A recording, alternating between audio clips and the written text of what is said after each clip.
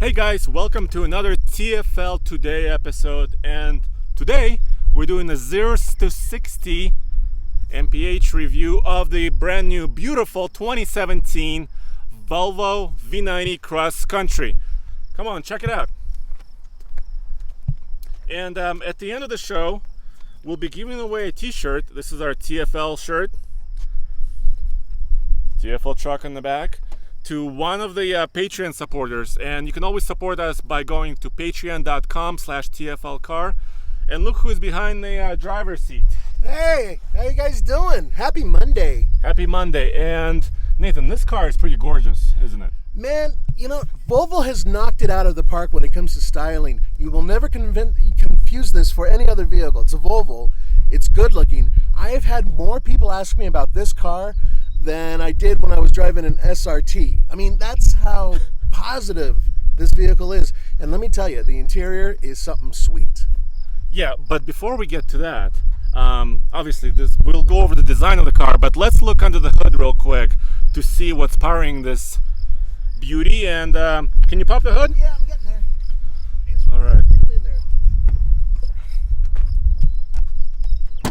So the Cross Country V90 is basically brand new for this year, 2017, and it's an all-new car. It's based on Volvo's SPA, scalable product architecture, and under the hood is an engine they're using in other vehicles as well. This is a 2-liter supercharged and turbocharged engine, and it's rated at 316 horsepower and 295 pound-feet of torque. And the way it works is the supercharger provides the torque down low at lower RPMs, and then the turbo kicks in when the RPMs are higher. So there's very little lag, almost no lag, and that's really important to us because we're at about a mile above sea level and there's less air density up here. So usually the cars are slower, but in this case, this particular engine has so much forced induction that I think we can get close to the manufacturer claim of 6 seconds 0 to 60. Hey Nathan, Yeah. do you think that's possible? I mean, we are over at a mile above sea levels. There's still a drop off even with a turbocharged, supercharged engine, but I think we may be able to get it under 7 seconds. It's fast. I think so too. So let's real quick look at the design of the car, because, and kind of let's step away for a second. Take a look at the wheelbase. Crazy long wheelbase, over 115 inches. Of course, it has an all-wheel drive system. This is a cross-country model after all. This car sits about 2 inches higher than a regular V90 for a little bit more ground clearance. And the V90 Cross Country starts at around $55,000. And with all the options, and this car has nearly every option, with including premier stereo, over $64,000. And How much does it weigh? it weighs, 4,221 pounds. yeah, I think that's the base curb weight. So this is not a lightweight car, although under 4,500 pounds, that's not bad. Of course, this is Volvo true and true with a vertical light and a horizontal light back here. The hatch actually opens fairly quickly. It's also very high. It's also high. I can fit under here, no problem. I'm just over 6'2". And look at all the trunk space. How much trunk space do we have, Nathan? Well, the total cargo capacity is 53.9 cubic feet. Yeah, that's a lot of cargo capacity. And actually, these seats fold down using these buttons here. All automatic. Yeah. And you get a huge amount of space. This is like 6 foot 3 or 4 inches. I mean, you can put like a really a surfboard in here. Yeah, Andre and Roman can spoon in the back. Oh no. And they fit. No, we don't want to be doing that. Hey Nathan, do you want to show them the inside? I'd love to. Come on in, boys. And go Eels.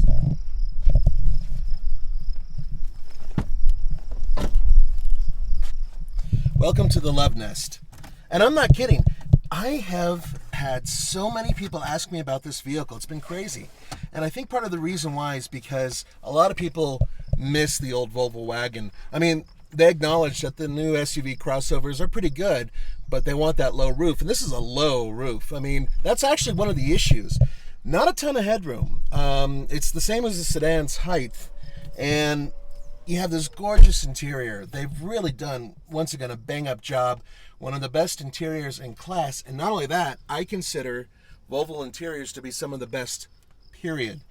It's not a question of having just leather and wood and whatnot. It's a question of how they actually put them together and using metal and using real things in the interior instead of plastic components covered with paint. It's just astonishing. Now, there are a couple minor issues, one of which is everybody else is in love with this center infotainment thing. I'm not really. I don't like it very much. And my reason is you have to touch the screen and move things around, and there's no other way to do that around here. And it's not that intuitive, at least for me. However, the sound itself is fantastic, and once you get the navigation working, once you figure it out, which takes a little time, it works really well as you're driving. In terms of comfort, it's really good, but here's the crazy part, and I'm pretty damn sure because I've been checking this car up, down, and backwards. Cooled seats are not standard. As a matter of fact, I can't find anywhere where they are even an option. Heated seats, yeah. Heated steering wheel, hell yeah. But not cooled. So that's interesting. Other than that, in terms of interior issues, the only other minor issue I have is there's not a ton of storage. I mean, it's a decent sized glove compartment. You have door pockets for drinks and whatnot. This area here, it's not very big. And if you take a cell phone, there's a place to put one, but this blocks the drinks and it doesn't really fit this way, and you know, that type of thing. Cell phones tend to be larger than they used to be, so that's kind of an issue, but it's not a big issue. Now, let me start it up. I want to show you something on this screen because I'm going to be doing a 0 to 60 run in just a moment, and I'm going to use the drive mode. Okay, here we go. So it always starts off in comfort. It always resets whenever you shut the car down. Now, the other day, we took it off-road and had it on off-road, and it did very, very well. And then this is the one I'm going to be using today, dynamic. Now, if you look at this wheel over here, which is kind of a cool little textured thing, you can rotate it up and down. You can also press on it. You press right on it, and that'll get your selection. And really, it's just for drive mode. It's not for anything else. You can't use it with entertainment or any of that stuff. So there we go. I'm in dynamic mode. That should help somehow. I don't know how. Andre's the expert on how that might help. But I do know this. The car has, with the turbocharger and the supercharger, very little lag off the line. So I'm going to goose it up to about 2,000 RPM and take off, and it should be pretty quick. I'm thinking under 7 seconds. Well, yeah, Nathan, I mean, dynamic mode and all the modes in the Volvo, they modify different things, like, of course, throttle response, transmission shift points. Also, steering should get a little bit heavier. And all-wheel drive system is already kind of perks up, you know, as well, because to give you maximum traction. Right. So the bottom line is that if you really want to go around a track, even though this isn't quite a track car, dynamic mode is the way to go. You should use it. Oh, yeah. No paddle shifters, which I don't mind because I don't really like them very much, but you can move the gear selector over and select gears. It's a pretty standard setup. I've done a few test runs, and it seems like the best way to launch this car is in dynamic mode, with a little bit of gas, and not playing with this. Just let the car's electronics take care of everything. Well, let's do this right now. Let's do it, dude. Is your solo still engaged? Just shut down. All right. There we go. I don't think you need to worry about the runway, but you want to back up just a little bit? Yeah, I'll back up about 10 feet, 20 feet. All right. And so, actually, this car is not only powerful at 316 horsepower, but it's also EPA rated at 22 mpg in the city, 30 mpg on the highway, and 25 combined. So let's go on this side. So it's actually fairly efficient as well. This particular model is riding on 19-inch rims.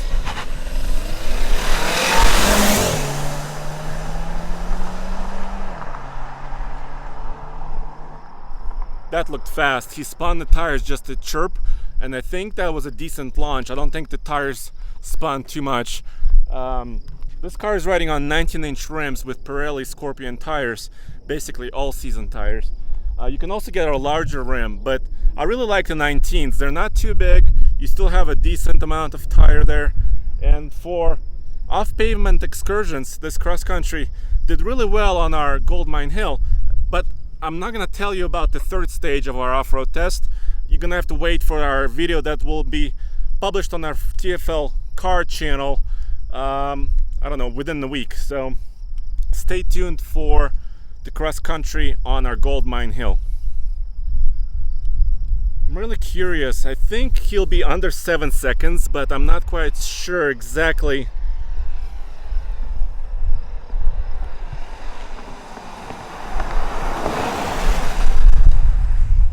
Now Volvo is doing something interesting. They have this scalable product architecture they call SPA, and the V90 is also joined on that platform by several vehicles, the S90, XC90 and XC60.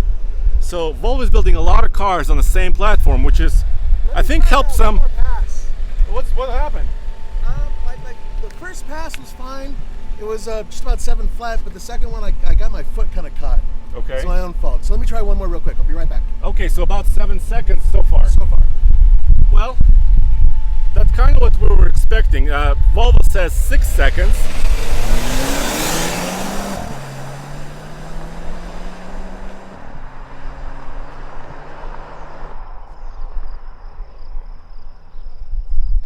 I don't know if you heard that, but it actually sounds not too bad for a 2-liter. So Volvo is using this engine, obviously, like I said, across their product line that's based on the same architecture. So XC90, and now the all-new 2018 XC60 as well. And I drove that car recently at the first drive event in Spain, and my first drive review is going to be coming up very soon on TFL car. So, and then after this, after the XC60, they're also going to have the S60 sedan and the V60 sedan based on the same platform.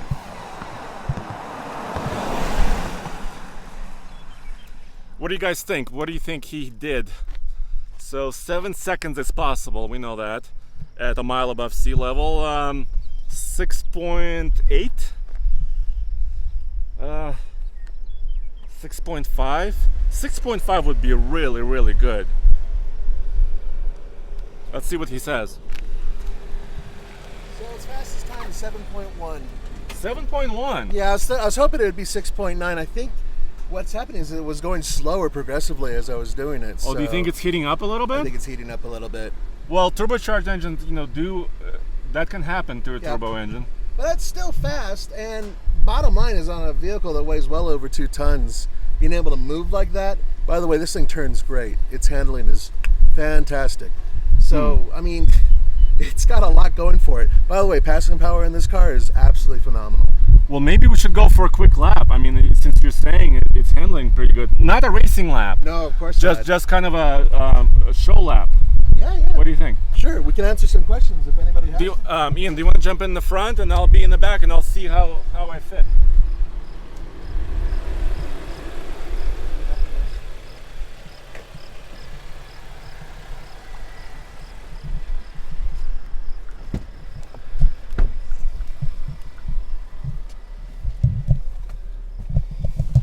So guys, I fit in the back really, really well.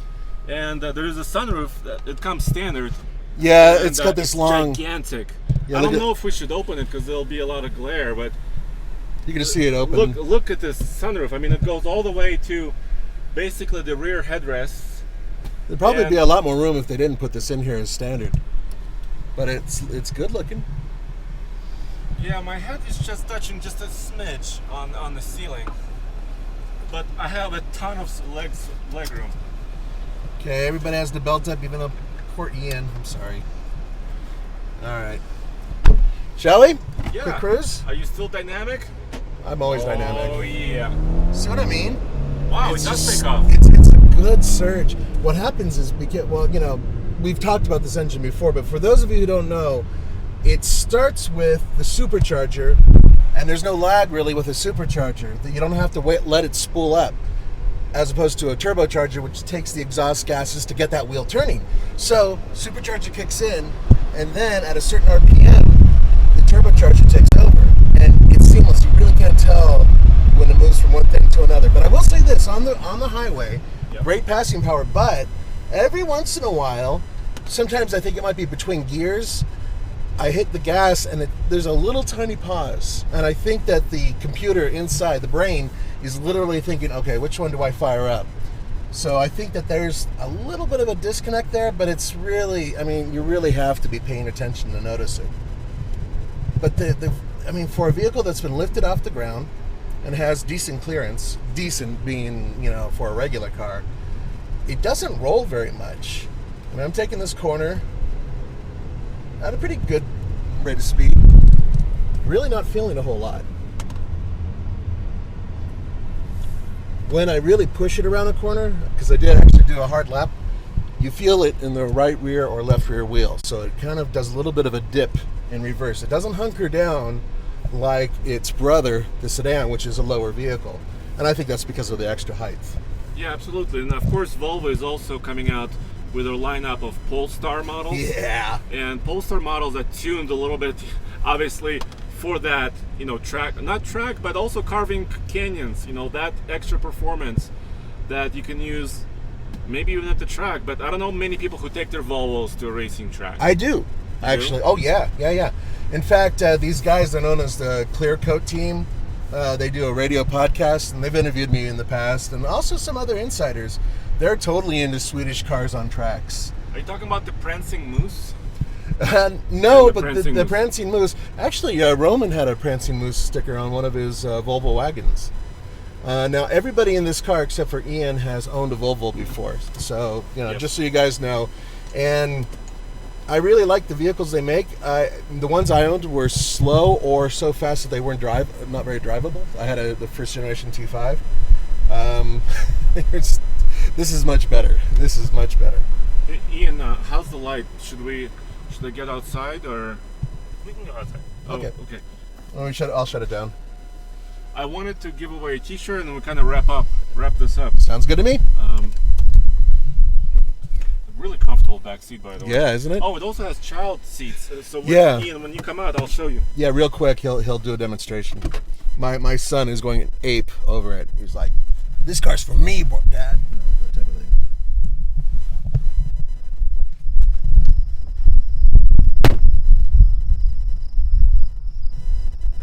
So we always appreciate you guys' support. So like I said in the beginning, patreon.com/TFLcar. You can support us with a small donation, and we're giving away a shirt almost every week. You know, we try to give them away as many as we can, almost every show.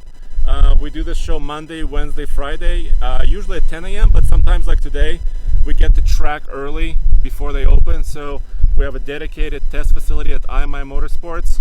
And I picked a name at random for this shirt, and Jeff Gook, congratulations, you're getting a shirt which is also signed by us. So I'll send you an email, and if you like the shirt, we'll send it to you right away. And before we sign off, also wanted to show you a quick demonstration of this seat, and you've seen this on other Volvos before. It's on both sides too. On both sides, and it's an optional feature. And if you have a younger child, you know, you don't have to bring your own car seat. The Volvo has you covered. So thank you. This is Andre and Nathan. Thanks for joining us, and we'll be doing more live shows Monday, Wednesday, Friday. Thanks for coming. See you guys.